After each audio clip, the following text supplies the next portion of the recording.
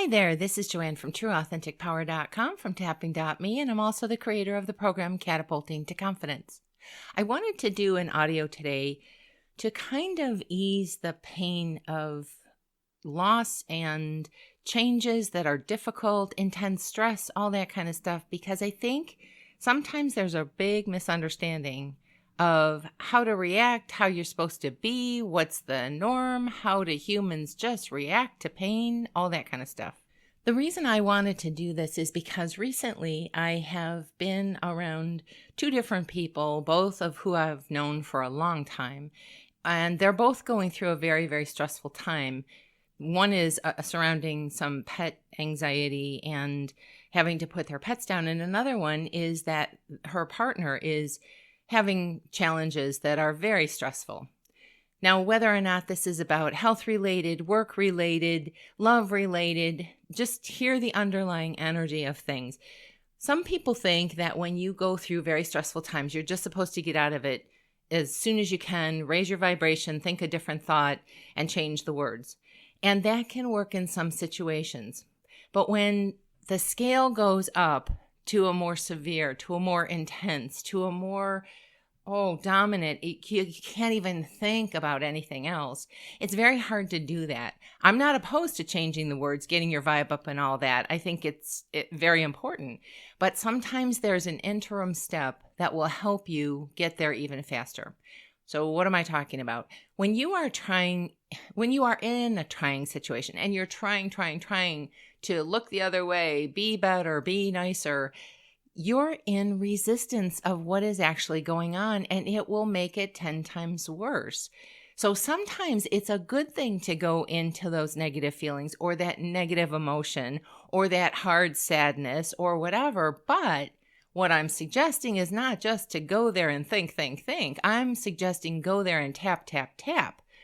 EFT tap is what I'm referring to. And if you don't know how to do that, you can go to one of my other videos on my homepage of my website and learn how to do the technique. When people are in a high tide of stress, emotions start to flare, behavior that you're not used to starts to flare up, situations that start to just get under all of your nerves, just making you raw. It's very hard to even think about changing your words. It's almost as if, are you kidding me? I can't do that. And I'm talking to those people that are in those kind of situations because for me, my experience of going through some of those things, I seemed to have gone through them before a lot of other people that I knew did.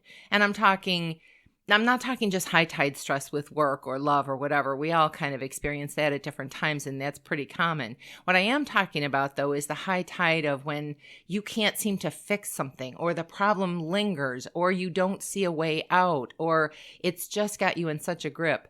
And what I noticed in myself that made me feel horrible when I was in those kind of shoes, and what I'm seeing in a couple of my friends that are now in those kind of shoes, is that not only are you raw and ragged, but you become more bitey. Some people do. I'm not saying this across the board, but some people do.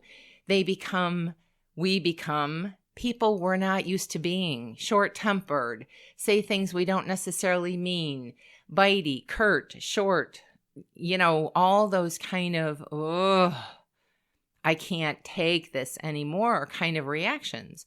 And it makes it very hard because then we beat ourselves up saying, I don't want to be this person and it's so hard and I don't like being like this. So it's kind of a kit and caboodle of a lot of stuff that feels uncomfortable. And then when we beat ourselves up, we're making it even worse. So what I would suggest to you, and I'm doing this recording as a comfort to those people who are in those shoes of any kind of turmoil that seems to be lingering, that you can't get out of, that's intense, that's hard, that's suffering, watching them suffer, you're suffering, all that kind of stuff, is you could start to ease that out by doing tapping. Now, it may not fix the situation, it may not change the situation, but it can change how you feel about it, or it can at least kind of keep up with the stress level so that it doesn't take you down and under. And that's a really important distinction. You allow those feelings and you tap while you're in those feelings. You don't even have to come up with the right words. You don't have to come up with the right script. Just start tapping so that your energy can say, oh, you're hearing me. Thank goodness you're hearing me because I'm coming apart at the seams and I don't know how to fix it or change it or whatever. Now, I want to suggest this is from a practitioner's point of view, from another practitioner. This particular practitioner, as many of us, are used to getting results. And she's now got a client that is not changing, and it's driving her nuts as a practitioner. Now, I went through that with a loved one. Not only were we doing all kinds of energy work and it wasn't fixing, it just is so frustrating when you put forth effort and you're not getting anywhere. So I just want to include that for the practitioners or for just anybody going through. Now, if you've got intense stress at work, you may be thinking there's no way out.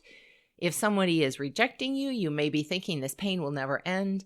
And I wanted to do this audio to bring some kind of comfort to say, not only should you feel what you're feeling, allow it, tap on it, because that will give you some relief. And then you can start to clean up the pattern by maybe changing the words. And how do you know when it's time to change the words or reach for a better feeling emotion?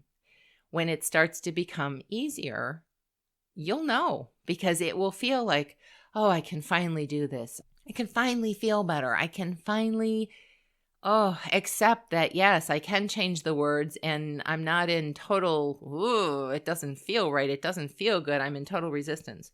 A lot of people, when they're talking about doing EFT, will ask you to scale how intense something is from a scale of 1 to 10. And sometimes I do that with people and sometimes I don't, because sometimes if you're in the bottom of the bottom or feeling really crappy, asking someone to scale on 1 to 10 feels like even more pressure. And so when somebody's in the doldrums or really in a deep state of just having really big emotional trouble at the time, the last thing I want to do is put more pressure on them. So you don't always have to scale it. Sometimes you just need to start. And as it gets a little lighter, then you can ask them to scale it, or, what stage are you in now? And that's really to give you a guidepost to see where you were. And in a few minutes, maybe you can change it to the better. It might take longer than a few minutes, and you don't want to beat yourself up for feeling what you feel. Again, I wanted to do this audio to bring some comfort to people who are learning of just change your words, change how you say things, change how you look at things. Sometimes when you are in such depths, that is just adding more pressure and turmoil and agony, because now you've got the pressure of, and if it's not working, oh no, that's just making it even worse. There's no hope for me. That's the last thing you want to add on top of it. I would suggest learn tapping if you don't know it already. I have other audios, I have other videos, I have things on my homepage, I have explanations on trueauthenticpower.com. I have a membership site that you can join to get through some of these things so that you don't have to necessarily talk to a practitioner one-on-one. There are oodles of ways that you can work through emotions without suffering. And I wanted to bring some hope, because I think sometimes people get caught up in, they hear just reach for a higher vibration. Sometimes that's possible. Sometimes when you're in the depths of depths, that just feels like more pressure, and that's the last thing that you need. So if you don't know tapping, I'm talking about EFT tapping. I have other videos. I have tools that you can use, as I've already said. And I hope this brings you comfort, because when you start getting bitey or short or curt or whatever, you are in high tide. And sometimes changing the words will just bring you more pain.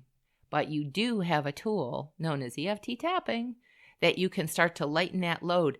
What that does is it actually not only works on what you're thinking in your mind, but it also helps to ease the reaction in your body.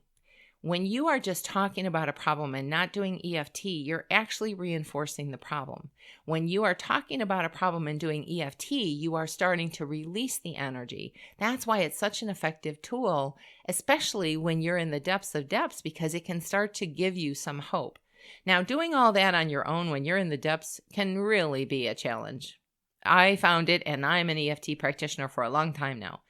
I found it very challenging because all you're doing is swirling. And sometimes you need help.